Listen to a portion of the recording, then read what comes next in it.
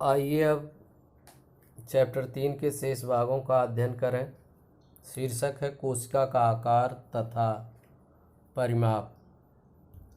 कोशिकाएं परिमाण में अधिकतर सूक्ष्म होती हैं, अतः केवल सूक्ष्मदर्शी द्वारा ही दिखाई देती हैं।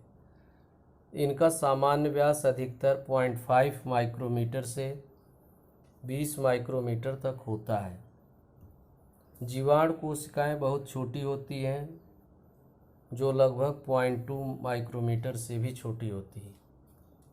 वाहित मल में उगने वाला जीवाणु माइकोप्लाज्मा लैड लेविली शायद अब तक की जानकारी के अनुसार सबसे छोटा जीवाणु है तथा यही सबसे छोटी अब तक की जानकारी के अनुसार की कोशिका है, जिसका व्यास लगभग 0.1 माइक्रोमीटर है।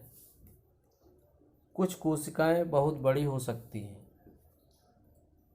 जैसे जंतुओं की तंत्रिका कोशिकाएं तो कभी कभी 1 से 1.5 मीटर तक लंबी हो सकती है।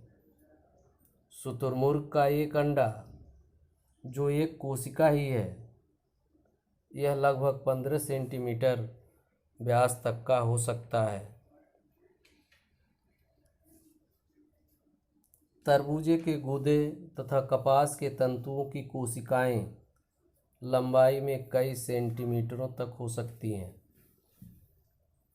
फ्लैक्स, हेम्प और रिया जैसे पौधे के तंतु कोशिकाएं 55 से 60 सेंटीमीटर तक लंबी हो सकती हैं। कोशिकाएं अपने कार्य के अनुरूप आकार को धारण कर लेती हैं। ये सामान्यतः गोल होती हैं, किंतु चारों ओर अन्य कोशिकाओं की उपस्थिति के कारण अर्थात दबाव बढ़ जाने से ये बहुभुजी हो जाती हैं।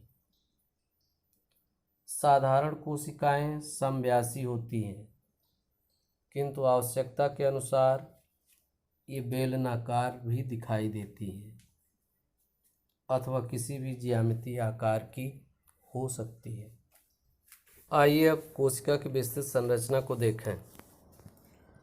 एक कोशिका वास्तव में जीव द्रव्य का एक पिंड होता है, जिसको प्रायः एक झिल्ली घेरे रहती है। एक यूकैरियोटिक पादप कोशिका, जैसा कि अब तक के अध्ययनों से ज्ञात है, सामान्यतः उपर्युक्त वर्णित कोशिका कला के बाहर एक निर्जीव पदार्थ सेलुलोज की बनी कोशिका भित्ति होती है। कहने का आशय यह है, वनस्पत कोशिकाओं में कोशिका कला के बाहर एक और आवरण पाया जाता है, जो निर्जीव पदार्थ सेलुलोज से बना होता है। कोशिका भित्ति एक या अनेक विशेष आकार रिक्तिका के अतिरिक्त कोशिका में शेष संपूर्ण पदार्थ को जीव द्रव्य कहते हैं। जंतु कोशिका में तो कोशिका भित्ति तथा उपर्युक्त प्रकार की रिक्तिकाओं की अनुपस्थिति में संपूर्ण कोशिका ही जीव द्रव्य का एक पिंड मात्र है, जो कोशिका कला द्वारा ही आवृत होता है। जीव द्रव्य में अनेक घटक या कोशिकांग होते हैं, जिनमें सबसे अधिक व्यवस्थित तथा स्पष्ट संरचना केंद्रक है। केंद्रक के अतिरिक्त शेष जीव द्रव्य को आजकल साइटोसोम नाम दिया गया है। इसे कोशिका द्रव्य भी कहा जाता है। इस प्रकार कोशिका के सभी घटकों, भागों, परतों इत्यादि को हम फ्लोचार्ट में दिए ढंग से व्यवस्थित करते हैं। आपके स्क्रीन पर एक फ्लोचार्ट, एक सारणी दिखाई दे रही है, एक मेजरमेंट दिखाई दे रहा है।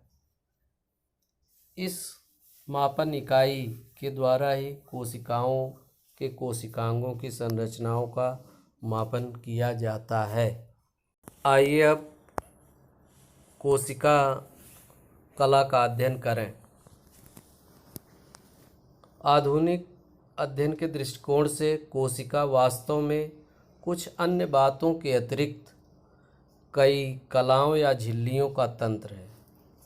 इलेक्ट्रॉन सूक्ष्मदर्शी के द्वारा अध्ययन से पता लगता है कि कोशिका कला से लेकर केंद्रक कला तक सभी संरचनाएं विशेष संगठन वाली झिल्लियों से बनी होती हैं।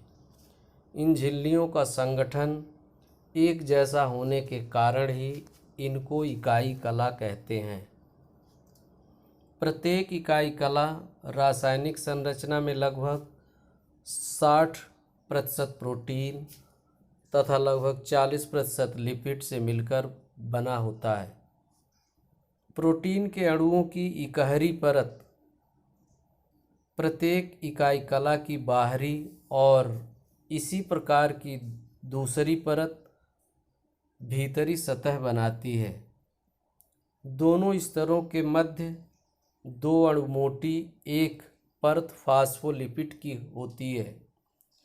इस प्रकार प्रत्येक प्रोटीन परत की मोटाई 20 से 25 एंगस्ट्राम तथा लिपिड परत की मोटाई 25 से 35 एंगस्ट्राम होती है।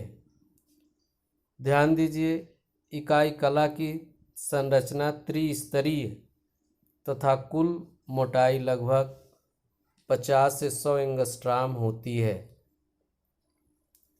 आपके स्क्रीन पर ये चित्र दिखाया जा रहा है जो त्रिस्तरीय संरचना इकाई कला की है। इस कला को रॉबर्टसन नामक वैज्ञानिक ने प्रतिपादित किया है, जिसमें आप देख पा रहे हैं कि सबसे मध्य की परत जो लगभग 25 एंगस्ट्राम है वो लिपिड सी बनी है और लिपिड के दोनों साइडों में 25-25 एंगस्ट्राम की प्रोटीन की परत पाई जा रही है। कई वैज्ञानिकों जैसे प्रारंभिक रूप में गार्टर व ग्रेंडल तथा बाद में डेक्सन और डैनिली इत्यादि के विचारों को मूर्त देने का कार्य रॉबर्टसन ने अपने इकाई कला मत के द्वारा किया। उपर्युक्त त्रिस्तरीय विचारधारा कुछ परिवर्तन के साथ आज भी तर्क रूप में स्थापित है, परंतु नवीन विचारधाराओं में जैव कलाओं का तरल मोज़ेक मॉडल प्रस्तुत किया गया है। आइए अब कोशिका कला के दूसरे मॉडल तरल मोज़ेक मॉडल का अध्ययन करें। सिंगर तथा निकलसन ने विशेष तकनीकी तथा रासायनिक विश्लेषण के आधार पर जैव कलाओं की संरचना के लिए तरल मोज़ेक मॉडल प्रस्तुत किया। इसके अनुसार प्रोटीन की दो परतों का लिपिड की परत के बाहर होना ही आवश्यक नहीं है, बल्कि प्रोटीन परत के अणु दो प्रकार के होते हैं। नंबर 1 परिधीय या बाह्य प्रोटीन, नंबर 2 समाकल प्रोटीन। रॉबर्टसन मॉडल में आपने देखा था कि मध्य में लिपिड लेयर होती है और उसके दोनों साइडों में प्रोटीन की लेयर होती है, लेकिन